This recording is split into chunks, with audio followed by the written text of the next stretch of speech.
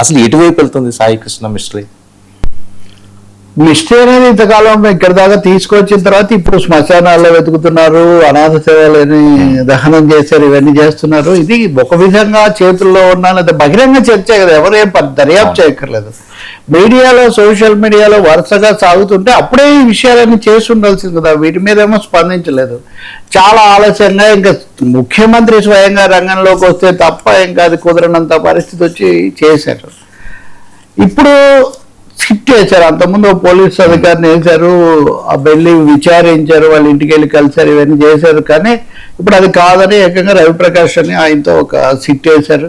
వాళ్ళు ఇప్పటి నుంచి పూర్తిగా దీని నిజానిజాలు తేలుస్తారు అనేది బహుశా కోర్టుకు కూడా అదే నివేదిస్తారు. అంటే ఒక విధంగా ప్రభుత్వం తప్పు జరిగింది, సంథింగ్ వెరీ సీరియస్ హ్యాపెండ్, ఏదో సీరియస్గా జరగరాదు ఏదో జరిగింది అనే ఒక విషయాన్ని అయితే ప్రభుత్వం సిట్ వేయడం ద్వారా ఒప్పుకున్నట్టయింది. ఇంక ఇందులో దశల వారి అంటే ఎప్పుడైతే మీరు ఈ చర్యలన్నీ ఆలస్యంగా తీసుకోవడం మొదలు పెట్టారో ఆటోమేటిక్గా ఇంతకుముందు కప్పిపుచ్చడానికి ప్రయత్నించారండి. ఉదాహరణకు నేను వార్త చదువుతున్నా,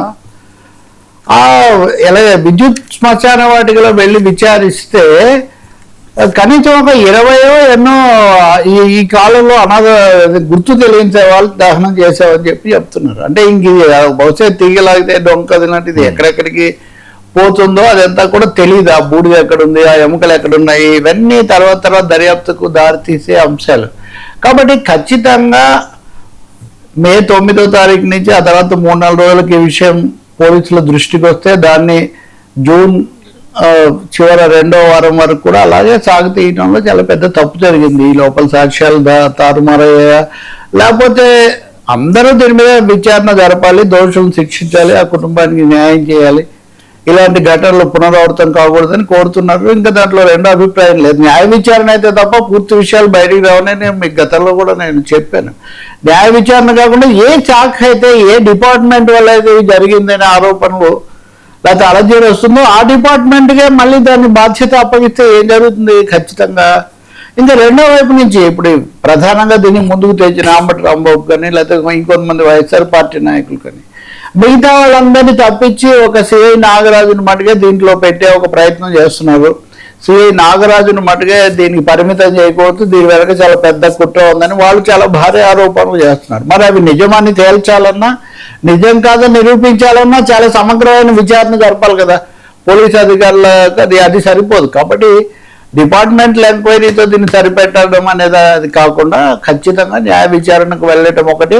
రెండవది పారదర్శకత లేదు. ఇప్పటి వరకు కూడా ఒక సమగ్రమైన ప్రకటన ఇది జరిగింది, ఇది దశలో ఉంది, మేము ఇలా వెళ్తున్నామని ప్రజలతో పూర్తి వివరాలు పంచుకున్నది లేదు. కథలు రకరకాలుగా వస్తున్నాయి. ఇప్పుడు మీరు చెప్పింది కూడా అందులో ఒకటి. సిఐ నాగరాజు ఏమో ఎవరో ఒక కోర్టు కానిస్టేబుల్ ఇంట్లో ఉన్నారు, ఈరోజు లొంగిపోతున్నారని కూడా చాలా మంది అరెస్టుకు వారెంట్ ఇచ్చారు, ఈరోజు కోర్టులో హాజరుపరుస్తారు. ఇట్లాంటివి దాదాపు ఆ తల్లి ఫిర్యాదు మేరకు చావు కారణమయ్యాడు అంటే ఒక విధంగా హత్యా నేరం లాంటిది పెట్టారు. ఇవన్నీ కూడా ఇప్పుడు చెప్తున్నారు. అంటే ఒక పోలీస్ అధికారి మీద పెట్టడం అంటే చాలా తీవ్రమైన విషయమే కదా. కోర్టు ఎలా చెప్తుంది అనేది ఒకటి అలా ఉంచి మరి అక్కడి దాకా ఎందుకు తెచ్చారనేది ఒకటైతే, ఇప్పుడు సిఐ నాగరాజుకు మద్దతుగా ప్రదర్శనలో నేను చూసావి. సరే, ఇప్పుడు సిఐ నాగరాజు విజయవాడలో వ్యాస్ కమిషనర్గా ఉన్నప్పటి నుంచి అలాగే ఇంకొక సీతారామాంజనేయులు ఉన్నప్పటి నుంచి ఎప్పుడు చూసినా పోలీస్ అధికారులు అక్కడ ఒక్కో దశలో ఒక్కొక్కరితో అది ఫైట్ జరుగుతూ ఉంటుంది. ఒక దశలో నెహ్రూ, ఒక దశలో రంగా, ఒక దశలో వంశీని కూడా వలంనేని వంశీని కూడా టీడీపీలో ఉండగా అక్కడికి పిలిపించటము ఆయన ఇట్లాంటివి జరుగుతుండేవి. కాబట్టి విజయవాడలో అదొక కారణం. అక్కడ అనేక విధాలైన లా అండ్ ఆర్డర్ సమస్యలు, సవాళ్ళు, ఈ కులాల కొమ్ములాట్లు ఇవన్నీ కూడా జరుగుతూ ఉంటాయి. ఈ నేపథ్యంలో సిఐ నాగరాజు మంచిగా చెడ్డ అయితే పోలీస్ అధికారుల స్థాయిలో ప్రదర్శన జరిగేంత పరిస్థితి గతంలో రాలేదు. కమిషనర్ల వరకు ఉండేది, ఇప్పుడు ఇంకా కొంచెం వచ్చినట్టుగా ఉంది. ఇప్పుడు ఆయన మంచివాడు, చాలా సమర్థుడు, ఆయన చాలా మంచి పనులు చేశాడు అంటే అవన్నీ తర్వాత కదా. ఇక్కడ ఒక నిర్దిష్టమైన ఒక ఘటన నేపథ్యంలో ఒక చర్య తీసుకోవటం అన్నది ఇక్కడ జరుగుతుంది. దానికి ఆయన చెప్పగలిగింది, ఆయనకు అవగాహన అనుభవం ఉన్నాయి కాబట్టి ఆయన చెప్పాల్సింది చెప్తారు. దీన్ని ఒక విధంగా మంచి వర్సెస్ చెడ్డ, వాళ్ళు వర్సెస్ వీళ్ళు, అప్పుడు వర్సెస్ ఇప్పుడు, దీన్ని ఎలా చూడాలో అలా చూడకుండా ఒక వ్యక్తిగతమైన సమస్యలాగా మనం చేసేటైతే ఇంకా పరిపాలన అనేది జరిగేటటువంటి పరిస్థితి ఉండదు. రెండవది, ఎవరైనా కానీ ఒక ఆరోపణలు వచ్చినప్పుడు, ఒక ఉద్రిక్తత వచ్చినప్పుడు వాళ్ళు మళ్ళీ తీసుకొని వచ్చి అనుకూల ప్రతికూల ప్రదర్శనలు జరిపితే దానివల్ల ఏమి కేసు స్వభావంలో ఏమీ మార్పు రాదు. వీటంతటికీ ఒక్కటే సమస్య, పరోక్షంగా మాట్లాడడం, రాజకీయంగా మాట్లాడడం, ఒకరినొకరు అనుకోవటం మినహా సమగ్రమైన, అధికారపూర్వకమైన, పారదర్శకమైన ప్రభుత్వ వైఖరి ఇంతవరకు తెలియదు. అది తెలిసే వరకు ఎవరు చేసే ప్రదర్శనలు, ఎవరు చేసే ఆరోపణలు వాళ్ళు చేస్తుంటారు. ఇంకొక సమస్య, సిఐ నాగరాజు ఈ సాయి కృష్ణ ఇది అలా ఉంచితే మరి క్రాంతి అనే అతను వీడియో చేసి నేను ఆయన వల్ల పోయానన్న దాని మీద కూడా రాజకీయ పార్టీలు వెళ్ళి వాళ్ళ ఇంట్లో పరామర్శించి దీని మీద విచారణ జరపాలనే వీడియో అందుబాటులో ఉంది. అలాగే ఆ స్టేషన్లో అక్కడ నేను ఉన్నానని చెప్తున్న ఒక అతని వీడియో ఉంది. మొన్న ఇంకో చోట కూడా ఆమె మీద నా అల్లుడు ఏదో చేశారు, పోలీసులు మాఫీ చేశారంటే దాని మీద కూడా విచారణ జరపమని ఒక 4 చోట్ల కనీసం ఇప్పుడు ఆంధ్రప్రదేశ్లో పోలీసులకు సంబంధించిన అంశాల మీద ప్రభుత్వాలు ఉత్తర్వులు, కేసులు, రాజకీయ వివాదాలు.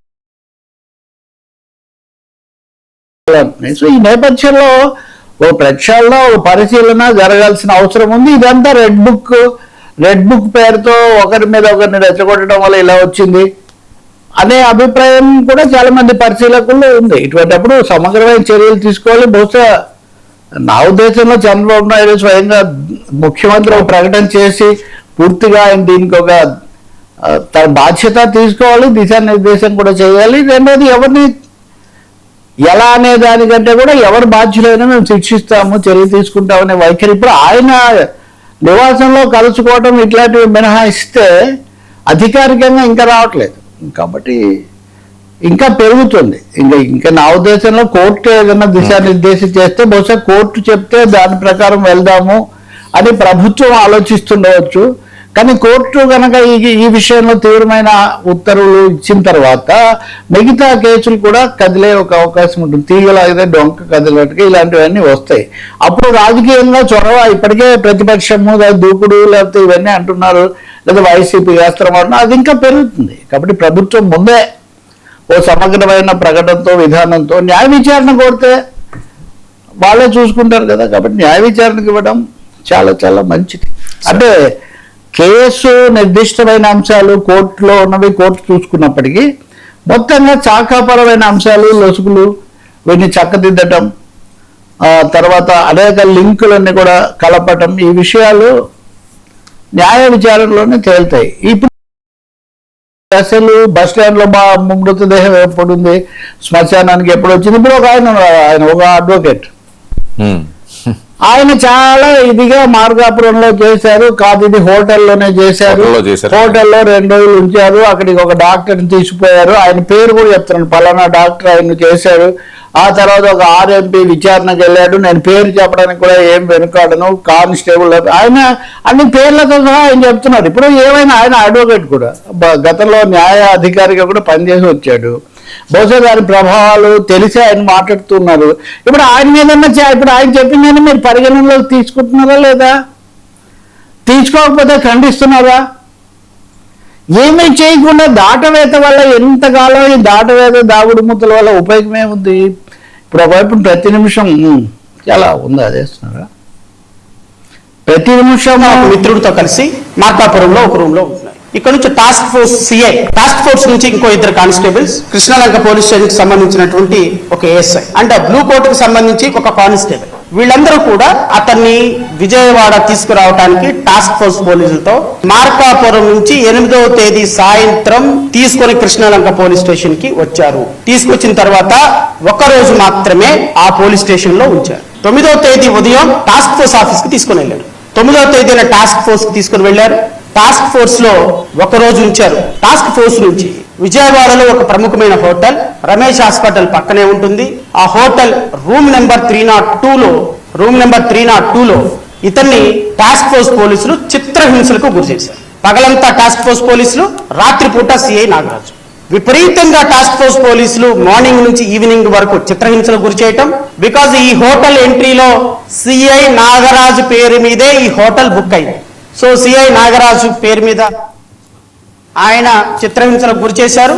విపరీతంగా కొట్టడం వల్ల అతనికి విపరీతంగా బ్లీడింగ్ అయ్యి చాలా దవడ మొత్తం పగిలిపోయి కిడ్నీలన్నీ పగిలిపోవడంతో ఇతన్ని 14వ తేదీ రంగా ఇంటి ముందుకు ఉన్నటువంటి ప్రజా వైద్యశాలకు తీసుకొని వచ్చారు ట్రీట్మెంట్ కోసం. ప్రజా వైద్యశాలలో హాస్పిటల్లో చూపిస్తే ఇతను బతికే అవకాశం లేదు, ఇతను చనిపోతాడు, అర్జెంటుగా మీరు ఇతన్ని ప్రైవేట్ హాస్పిటల్కి షిఫ్ట్ చేయండి అని ప్రజా వైద్యశాలలో ట్రీట్మెంట్ చేయడానికి డాక్టర్లు నిరాకరిస్తే అతన్ని తీసుకొని మణిపాల్ హాస్పిటల్కి 15వ తేదీ మణిపాల్ హాస్పిటల్లో ట్రీట్మెంట్ ఇప్పించారు.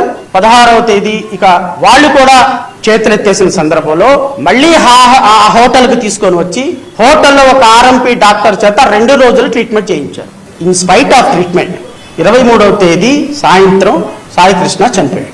23వ తేదీ సాయంత్రం సాయికృష్ణ చనిపోయాడు. చనిపోయిన తర్వాత ఈ డెడ్ బాడీని ఏం చేయాలి అనేటువంటి ప్రాసెస్లో భాగంగా 24వ తేదీ ఈ డెడ్ బాడీని తీసుకొని RTC bus stand platform number 43 దగ్గర ఒక అనాథ శవంలాగా సాయికృష్ణ మృతదేహాన్ని పడేశారు. ఒక అనాథ శవంలాగా సాయికృష్ణ మృతదేహాన్ని పడేసి ఈ సాయికృష్ణ మృతదేహం ఏమీ తెలియనట్టుగా కృష్ణలంక పోలీసులకు ఒక అనాథ శవం వచ్చినట్టు ఇన్ఫర్మేషన్ తీసుకొని ఇమ్మీడియట్ గా అక్కడికి వెళ్ళి, అనాథ శవం అంటే సహజంగా పక్కన ఉన్నటువంటి ఇక్కడ మనం శవం చూసామని 2-3 స్టేట్మెంట్లు రికార్డ్ చేసి విజయవాడ మున్సిపల్ కార్పొరేషన్ కి అనాథ శవాన్ని తగలపెట్టడానికి ఒక రిక్విజేషన్ విఎంసీకి ఒక రిక్విజేషన్ పంపించి అనాథ శవం అని ఎంక్వైరీ ప్రిపేర్ చేసేసారు, స్టేట్మెంట్లు రాసేసారు. ఈ డెడ్ బాడీని ఖననం చేయాలి. ఎలా ఖననం చేయాలి? దానికి సిఐ నాగరాజే ఇది అనాథ శవం అని సర్టిఫికెట్ ఇచ్చాడు. దీనికి టాస్క్ ఫోర్స్ సిఐ యొక్క ఫ్రెండ్ కానిస్టేబుల్స్ ఎంక్వైరీ చేశారు. టాస్క్ ఫోర్స్ సిఐ కంప్లీట్ గా ఉన్నారు. టాస్క్ ఫోర్స్ ఏసీపీ దీంట్లో కాబట్టి చాలా సీరియస్ కదా. ఒక మనిషి చాలా నేరస్తుడు లేకపోతే ఇదే అనుకుంటే కూడా ఎవరో అన్నట్టుగా ఉగ్రవాదుల విషయంలో కూడా న్యాయ ప్రక్రియ ఉంటుంది కదా. ఇప్పుడు ఆ విధంగా ఒక మనిషి హోటల్లో అంటున్నారు, పైగా ఇక్కడ నుంచి అక్కడికి ఎప్పుడు తెచ్చారు, తీసిపోయారు, ఏం రాశారు, ఇప్పుడు ఇవన్నీ ఎవరి అదుపులో ఉన్నాయి? ఒకటి పోలీస్ శాఖ అదుపులో ఉన్నాయి. రెండోది ఈ తతంగం అంతా తెలియకుండా తెలియకుండా జరిగితే పోలీస్ శాఖకు అంతకంటే అసమర్థత లేదు. ఒక 1 నెల రోజులు 20 రోజుల పాటు ఈ పరిణామాలు పోలీస్ శాఖకు కానీ రాజకీయ నాయకత్వానికి కానీ ప్రభుత్వానికి కానీ తెలియకుండా జరిగితే అంతకంటే అసమర్థత ఇంకోటి ఉండదు. తెలిసి జరిగితే అంతకంటే దారుణం ఇంకోటి ఉండదు. కాబట్టి ఏ విధంగా చూసినా కానీ అటు నుంచి చూసినా ఇటు నుంచి చూసినా ఇది చాలా తీవ్రమైనటువంటి విషయం. అక్కడ ఒక సేవ ప్రాణం పోయిన తర్వాత అక్కడ సేవ పడేసి దాన్ని మళ్ళీ ఇలా నమోదు చేసి ఇలాగైతే అసలు ఒక అభద్రత వస్తుంది కదా పౌరుల్లో కానీ మామూలు వాళ్ళలో అందరిలో కూడా. ఎవరు దీనికి బాధ్యత తీసుకోవట్లేదు. ఇప్పుడు శ్మశానంలో వాళ్ళు కూడా చెప్పడానికి సగమే చెప్పగలుగుతున్నారు. వాళ్ళు ఎవరు చెప్తే మళ్ళీ రేపు పొద్దు నుంచి ఎవరు వస్తారు అన్నటువంటి ఒక పరిస్థితి. కాబట్టి దీనికి ఒకే ఒక అధికారిక ముగింపు, చట్టబద్ధమైన ముగింపు, న్యాయపరమైన ముగింపు జరగాలి అంటే ప్రభుత్వం పారదర్శకంగా ముందుకు రావాలి. ఆ మిగిలిన క్రాంతి ఇతర కేసులు కూడా అసలు ఇవి ఎందుకు పెరుగుతున్నాయి, ఇటువంటివి ఎందుకు వస్తున్నాయి అన్న దాని మీద కూడా కొంచెం చేయాలి. ఇప్పుడు నేరస్తులను చేస్తాం అది ఇది అంటే బాగానే ఉంది, అది కూడా చట్ట ప్రకారం చేయాలి. దాని బదులు చట్టాన్ని చేతుల్లోకి తీసుకుంటే ఇప్పుడు దాని మీద చర్య తీసుకోకుండా ఈయన చాలా మంచివాడు చేయకండి అంటే ఇప్పుడు ఇది ఎలా వస్తుంది? సాయి కృష్ణ నేర చరిత్ర ఉన్నారు కాబట్టి ఆయన చేయొచ్చు, ఎవరు చేయొచ్చు కాబట్టి ఈయన మంచివాడు కాబట్టి అతను నేర చరిత్ర కలిగిన వాడు కాబట్టి చేయొచ్చా? అది ఈ లాజిక్ ఏమి ముగింపు లేదు కదా. ఇంకా అలా అయితే పరిపాలనా విధానమే ఉండదు. కాబట్టి దీన్ని చూద్దాం మేము. బహుశా కోర్టు ఏం చెప్తుంది, సిట్ అయినా కానీ పూర్తిగా పారదర్శకంగా ముందుకు వస్తుందా? ఈ దాగుడు మూతలు ఆడుతున్నంత వరకు కవరప్ ఆపరేషన్ అని ప్రజలు అనుకునే అవకాశం చాలా ఎక్కువగా ఉంటుంది. ప్రతిపక్షాలు మీడియా కూడా ఇప్పుడు అంతా ఇప్పుడు ఈయన మీద నోటీస్ ఇచ్చారా మరి? 2 రోజులు అయింది మాట్లాడబట్టి వివరంగా హోటల్ రూమ్ నెంబర్ తో సహా మినిట్ టు మినిట్ ఆయన చెప్తున్నాడు. మీరు అదే ఆపరు ఇది చేయరు ఎట్లా అండి? ఇట్లా అయితే ఇంకా రూల్ ఆఫ్ లా ఏముంది సార్? పవన్ మాటలు ఆయన మళ్ళీ ఉగ్ర రూపం హోంమంత్రి అలాగే సీఎంకి చెప్పరా? ఇది పవన్ కళ్యాణ్ దీనికన్నా కొనసాగింప. ఇప్పుడు ఆయన మొన్న మాట మంత్రి కాకినాడ కదా,